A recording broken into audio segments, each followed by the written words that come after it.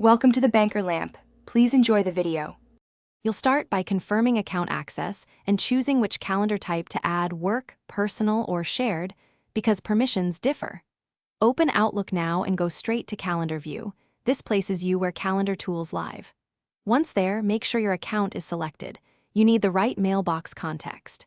Now choose Add Calendar or Import depending on source. This first step sets permissions and visibility, so act deliberately and verify the mailbox to avoid adding to the wrong. Now you perform the core action, pick the source. If it's a colleague's calendar, choose from directory and type their email. If it's an online calendar, choose internet and paste the IKES link. For exports, use File and import the IKES file. Click Subscribe or Open and Outlook will validate permissions. Once the calendar appears, rename it and pick a color so you can visually separate events.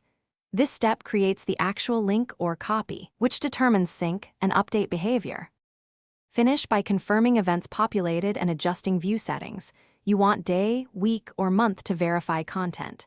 Make sure sync completed. Some internet calendars update on a schedule, and set refresh frequency if available. If events are missing, check permissions, calendar filters, and that the correct account is active. As a single key troubleshooting tip, remove the calendar and re-add it to force reauthorization. This often clears permission or sync glitches without deeper intervention. Thanks for watching. If this was helpful, leave a like and consider subscribing. See you next time.